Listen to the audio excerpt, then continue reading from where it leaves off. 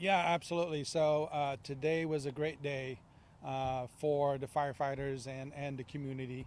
It, the fire was already pretty well lined around over, the night shift. Um, they were able to button up this fire line all the way around the fire. So it's 100% lined. What that means is that there's a line of at least 3 feet, maybe more, of like bulldozer line. It's bare dirt. Um, that bare dirt will hold the fire back, hopefully for 24 hours, which then those lines will turn into containment lines. So the majority of the fire will probably be either later on tonight or most likely tomorrow morning be at containment of at least 75%. So, which is a huge jump all of a sudden. But we really try to make sure that we don't get too confident before we say it's contained, that we are absolutely sure the fire will not jump and continue to grow. There's still a risk. There's still hot spots. There's still trees that are, kind of burning. Depending on the weather, we might have weather change that winds pick up and shoot ambers up and over those lines to start another fire. So that's why we're very cautiously with changing evacuation levels, calling it contained, yes or no. But it went really well today. Our structural firefighters, together with our wildland partners, working side by side with the helicopters that were dropping water.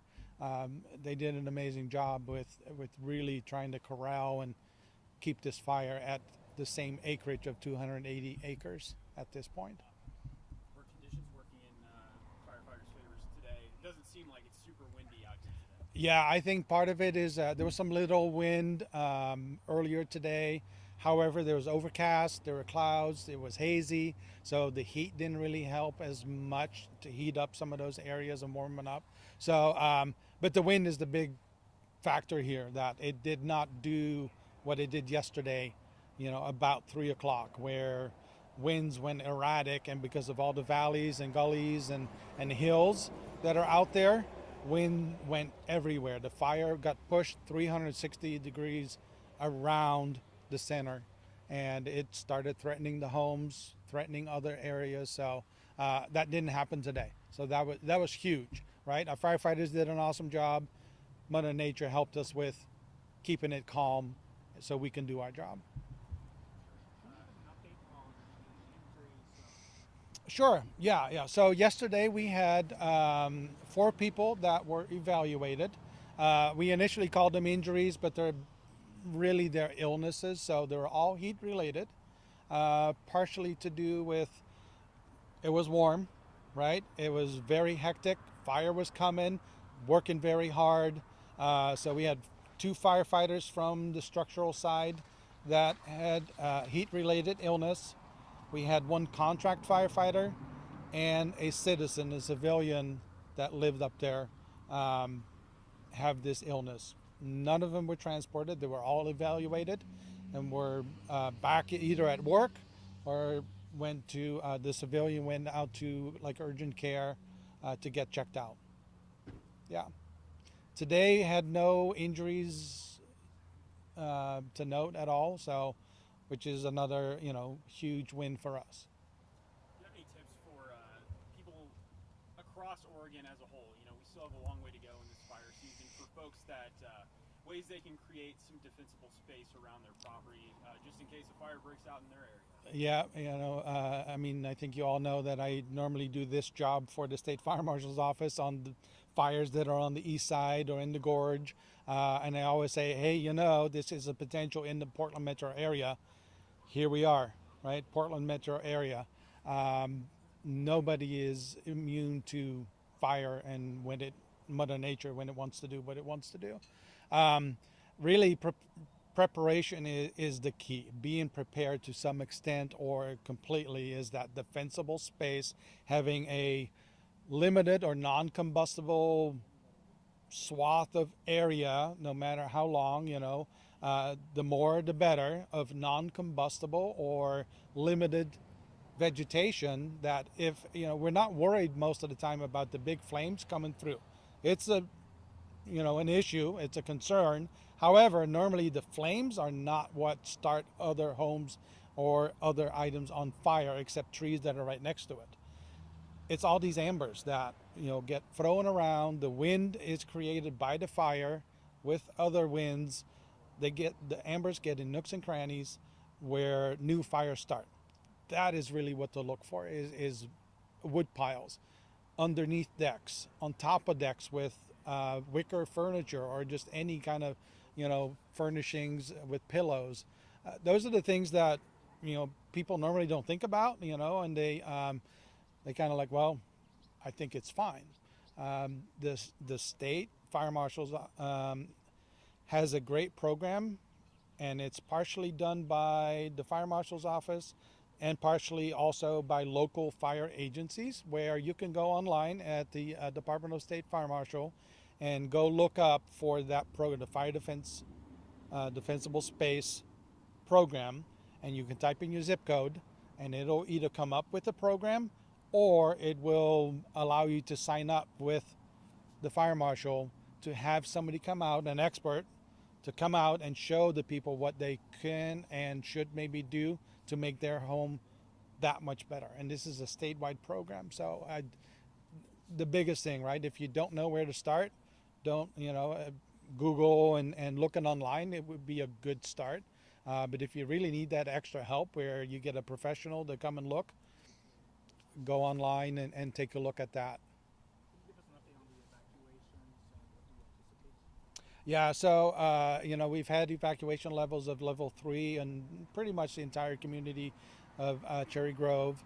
The anticipation is that levels will drop sometime tonight, and exactly the details of it, we do know that some areas will still stay in level 3, but the other ones will drop a level at least at minimum. So, yeah, we have to just confirm and get the actual locations correct before we publish it, because we don't want to get misinformation out there.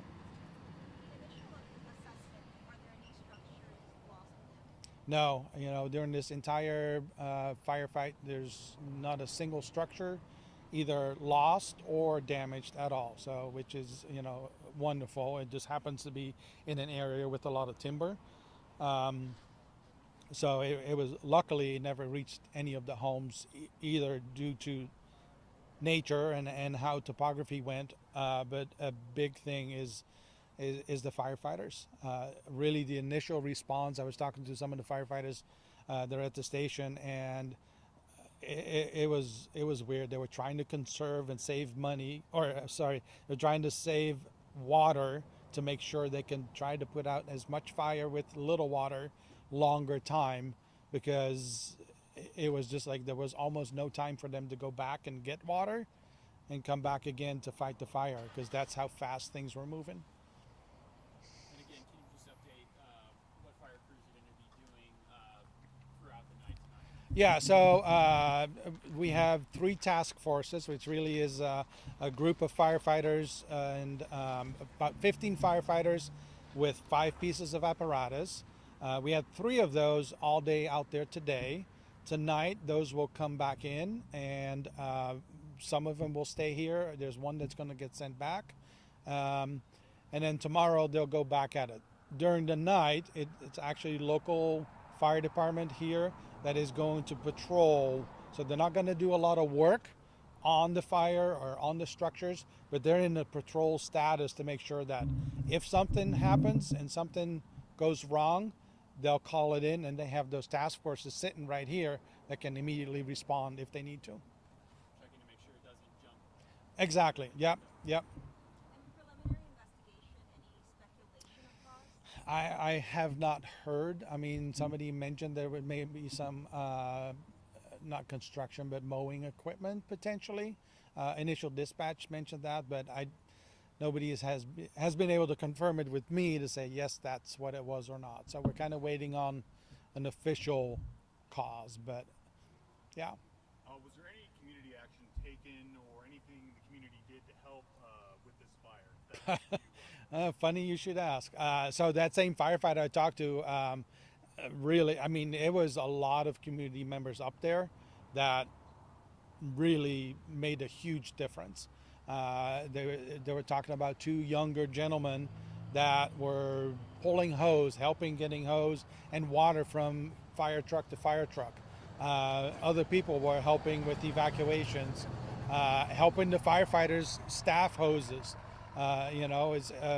Gaston is a smaller, rural community with not a lot of firefighters. Most of them are volunteers, so a very small crew. So it was really vital and important for those community members to come and assist and help.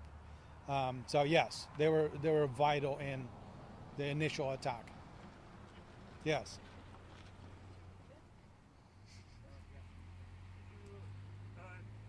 What's the flag at half mast? I don't know if you guys It's not from our fire, I can tell you that. I believe it was for well, I don't know for sure because that was a couple days ago. I'll have to ask him, but it was lowered because of the plane that went down on one of the fires. What, 2 weeks ago? Yeah, I know. Time flies, but it's supposed to have gone back up because I thought that was just a limited time, but maybe not. I'll find out. So I don't know. It was not because of this fire, though. Yes, I do know that. Yes. Thank you for asking. Yes, absolutely.